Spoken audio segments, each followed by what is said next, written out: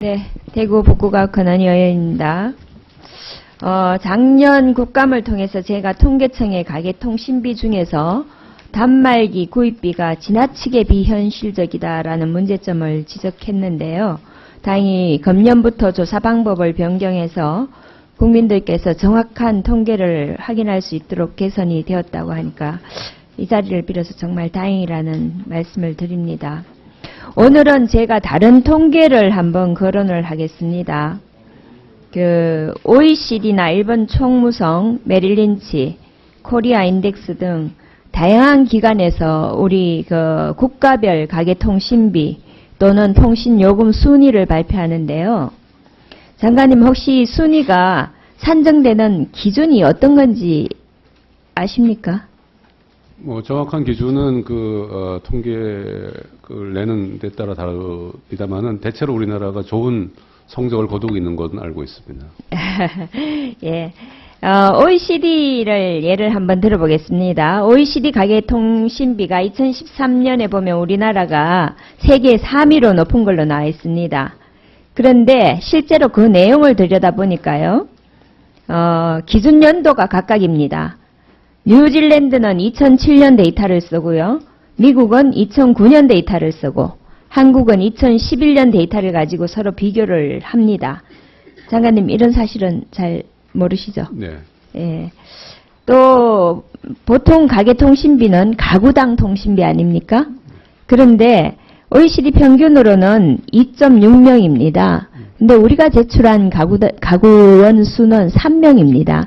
그래서 그 통신비를 3명으로 나눠서 또 다른 나라 2.6명으로 나눠서 볼 때 우리가 OECD 25개국 중에 세 번째로 높다고 나왔는데 인당 통신비로 보면은 7번째가 됩니다.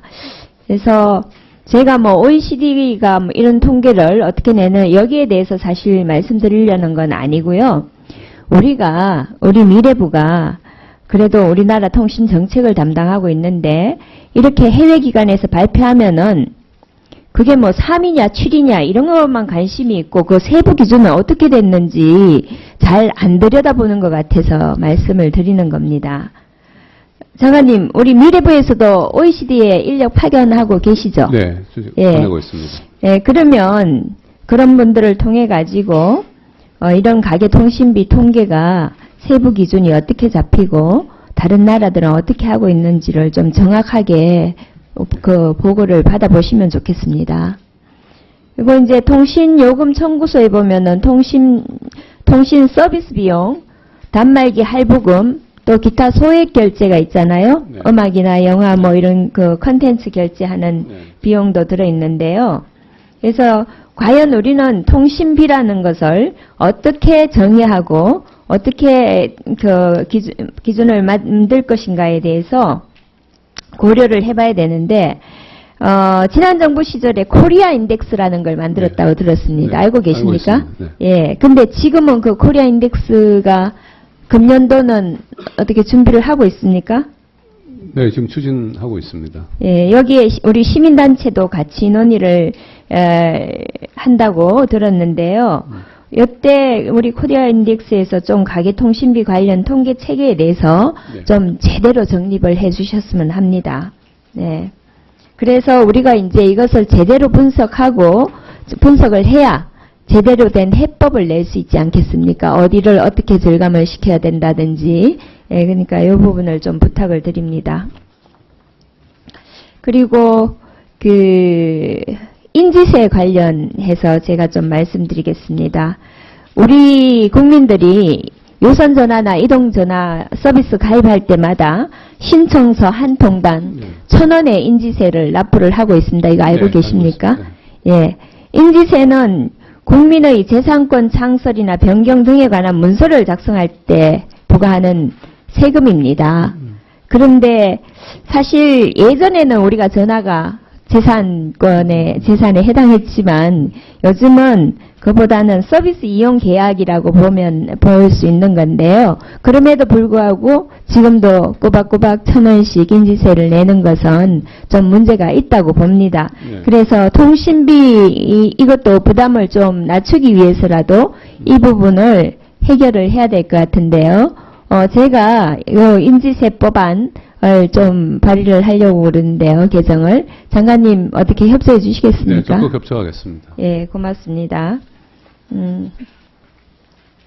장관님 우버 아시죠? 네. 예, 오늘 우리 존경하는 홍일학 의원님도 공유경제와 미래창조과학부의 역할이라는 이 자료집을 내셨던데요.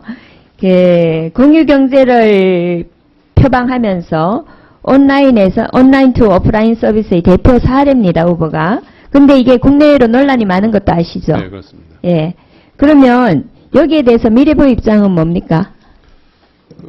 지금 현재 국토부나 서울시에서 불법이라고 하고 있습니다. 그래서 우버를 허용을 하려면은 관련된 규정과 개정을 해야 되는 부분이 있는 걸로 알고 있습니다. 그러나 이러한 새로운 서비스도 활성화해야 되고 또 이용자 권익도 보호해야 되기 때문에 신중하게 접근해서 새로운 산업을 창출하는데 좀 방점을 두어야 되지 않는가 이렇게 보고 있습니다. 예, 이제 뭐 우리가 인터넷하고 스마트폰이 이제 보편화됨에 따라서 이게 이런 공유 경제는 앞으로도 많은 서비스가 나올 거라고 생각이 됩니다. 지금도 우버 말고도 에어비앤비나 홈어웨이 같은 빈방 공유 이런 것도 있고요. 많이 나오는데 이 주무부처가 항상 애매할 수 있습니다. 이게 오프라인에 예를 들면 관광이나 아니면 그 교통이나 이런 부분하고 연계가 많이 되니까. 근데 이제 어쨌든 온라인 투 오프라인 서비스이기 때문에 이런 부분에 있어서는 미래부가 좀 적극적인 네. 그 개입을 저는 해야 된다고 생각하거든요. 네, 잘 알겠습니다. 예. 그래서 미래부가 여기에 대해서 좀 논의를 해 주시고요. 제러미 리프킨 왔는데 그 IoT 시대가 협력적 공유 경제를 불러올 것이라고 발표한 내용 혹시 알고 계십니까? 네. 예. 이번에 IoT 활성화는 이번 ITU 정권회의에서도 미래부가 제안한 핵심 정책 아젠다죠. 네, 의제. 예. 그래서 미래부가 저는 말씀드리고 싶은 게 IoT를 기술적 측면에서만 좀 접근하지 말고 경제 사회 전반이나 인문 사회적 부분과 연계한 것을 같이 좀 봐줘야 되지 않는가 그런 생각을 가지고 있습니다. 그래서 공유 경제에 대한 어떤 지금 사회적 합의가 이루어지지 않은 상황에서 지금 문제는 지자체가 관련 조례 제정이나 추진 계획 등을 쏟아내고 있거든요. 그런 것도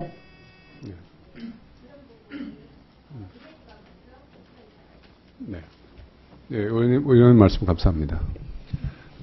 예, 권은 의원님 수고하셨습니다. 다음 문병호 의원님 질의해 주십시오.